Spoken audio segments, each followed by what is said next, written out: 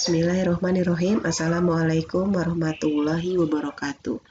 Halo semuanya anak-anak hebat. Hari ini kita masuk ke pembelajaran PPKN ya. Baik, kalian bisa buka bukunya di halaman 105. Hari ini kita sudah masuk ke tema 6. Langsung kita akan membahas subtema 1, baik itu pembelajaran 2, 4, 5, dan 6. Baik, misalkan selalu ingatkan untuk selalu menjaga protokol kesehatan dimanapun kalian berada, yaitu dengan melaksanakan 3M, yaitu dengan mencuci tangan, memakai masker, ataupun menjaga jarak. Karena masa pandemi ini masih berlangsung, alangkah baiknya jika kalian untuk selalu berada di dalam rumah ya nak. Baik, kita langsung saja. Kalian bisa buka bukunya halaman 105, yaitu pentingnya memanfaatkan sumber daya air dengan baik. Air merupakan sumber daya alam yang dapat diperbaharui karena dapat terbentuk kembali dengan adanya siklus air. Baik, untuk sumber energi atau sumber daya alam ini dibagi menjadi dua, yaitu sumber daya alam yang dapat diperbaharui ataupun sumber daya alam yang tidak dapat diperbaharui. Sumber daya alam yang dapat diperbaharui contohnya seperti tadi air, baik dari hewan ataupun dari tumbuhan, itu yang dihasilkan hewan atau tumbuhan termasuk sumber daya alam yang dapat diperbaharui. Ataupun sumber daya alam yang tidak dapat diperbaharui yaitu seperti minyak bumi, gas bumi, ataupun batu bara. Tidak semua daerah di Indonesia bisa mendapatkan air bersih dengan mudah. Air tanah sulit diperoleh di daerah Gunung Kidul, terutama saat musim kemarau. Gunung Kidul itu di daerah sekitar Jawa Tengah ya nak. Oleh karena itu, wajib bagi kamu harus menggunakan air secara bijak. Beberapa contoh kewajiban kita untuk menghemat air antara lain yaitu dengan menutup keran air saat sedang tidak digunakan. Menyiram tanaman dengan menggunakan teko penyiram, mandi dengan air seperlunya, dan menutup keran air saat sedang menggosok gigi. Itu semua adalah salah satu cara dalam menghemat sumber energi air ya nak. Dan jika kamu sudah melakukan tindakan menghemat air seperti di atas, tentunya kamu sudah membantu dalam melestarikan sumber air bersih. Makhluk hidup, baik manusia, hewan, maupun tumbuhan akan sulit bertahan hidup jika tidak ada air bersih. Karena air merupakan salah satu bahan pokok atau yang utama digunakan oleh sebagian besar makhluk hidup. Contohnya kamu mandi menggunakan air dan kamu harus minum menggunakan air bersih. Juga dan lain sebagainya yang banyak kegiatan menggunakan air. Oleh karena itu wajib bagi kita untuk menjaga kelestarian air agar selalu bisa digunakan sewaktu-waktu kapanpun kita butuhkan. Nah, kita langsung masuk ke pembelajaran 4 ya. Kalian bisa buka bukunya yaitu di halaman 113. Kewajiban menghemat energi untuk kelestarian lingkungan. Sumber daya energi diolah oleh manusia untuk memenuhi kebutuhan energi. Sumber energi ini membantu kita dalam mengerjakan berbagai kegiatan.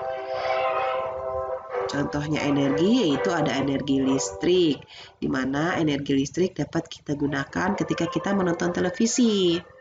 Baik itu juga mengendarai motor, sumber energi yang digunakan adalah bensin. Energi listrik yang lain penggunaannya seperti dalam menggunakan lampu untuk pendingin ruangan atau AC ataupun alat-alat lain yang menggunakan energi listrik. Beberapa sumber energi ini bersifat terbatas. Oleh karena itu, kamu harus mulai menghemat penggunaan sumber energi. Dengan menghemat penggunaan energi, kamu dan generasi mendatang dapat terus menikmati sumber energi. Adapun beberapa cara yang dapat kamu lakukan untuk menghemat energi. Misalnya, yaitu mematikan lampu saat kamu akan tidur. Yang kedua, kamu dapat mematikan peralatan elektronik saat tidak memakainya atau tidak menggunakannya. Dan yang ketiga, kamu juga dapat mengajak orang tua kamu untuk menggunakan peralatan listrik yang tentunya lebih hemat energi. Baik, kita lanjut ke pembelajaran 5, yaitu terbatasnya ketersediaan energi fosil. Energi listrik dihasilkan oleh pembangkit listrik yang menggunakan berbagai sumber energi. Sumber energi ini dapat berasal dari minyak bumi, batu bara, ataupun gas alam. Sumber energi tersebut berasal dari fosil, artinya memerlukan waktu yang sangat lama bagi sumber energi ini untuk dapat dibentuk kembali. Sedikit kamu ketahui, untuk fosil itu adalah makhluk hidup ataupun mikroorganisme yang hidup selama jutaan tahun silam dan terkubur di dalam perut bumi, di mana akibat dari pengaruh tekanan dan suhu tinggi, maka akan membuat fosil-fosil tersebut berubah menjadi gelembung-gelembung minyak dan gas. Itu nanti akan menghasilkan minyak bumi dan gas bumi ya. Sedangkan untuk batu bara itu terbentuknya karena proses penguraian yang tidak sempurna.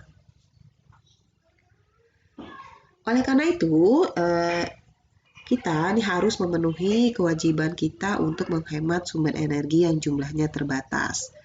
Hal ini karena jika semua sumber energi tersebut habis, maka akan kesulitan bagi kamu dan kita semua untuk beraktivitas seperti biasa. Untuk minyak bumi ini kenapa tidak termasuk dalam sumber energi tidak dapat diperbaharui? Karena itu tadi menghasilkan untuk minyak bumi, gas bumi dan batu bara itu sangat lama, bahkan jutaan tahun ya nak. Dimana untuk minyak bumi ini nanti akan menghasilkan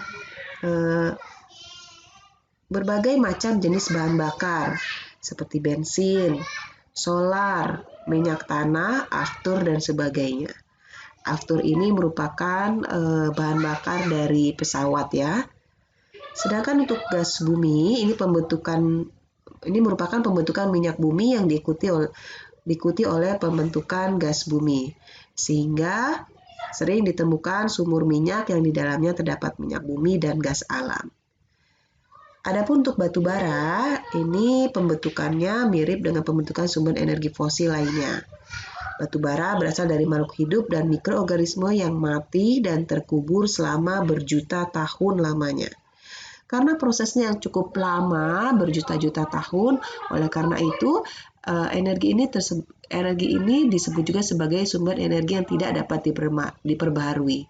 Oleh karena itu, kewajiban bagi kita semua untuk menghemat atau menjaga kelestarian ataupun ketersediaan dari sumber energi fosil tersebut, sehingga kita dapat menggunakannya dalam memanfaatkannya seperti bisa untuk bensin ataupun penggunaan lainnya.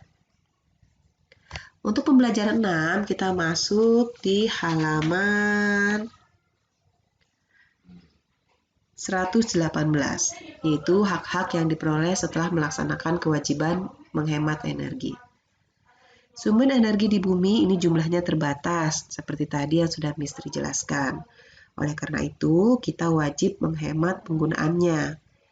Hal ini penting dilakukan agar energi dapat tetap digunakan, tidak hanya untuk generasi sekarang, akan tetapi juga oleh generasi yang mendatang.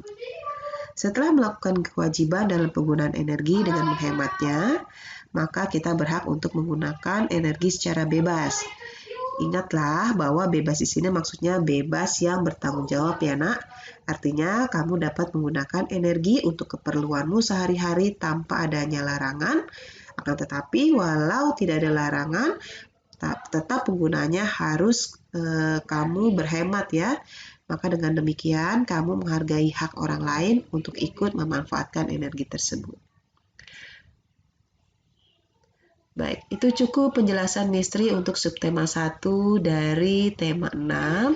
Semoga dapat kalian pahami dan bermanfaat untuk kalian. Mohon maaf jika ada kesalahan. Terima kasih semuanya. Wassalamualaikum warahmatullahi wabarakatuh.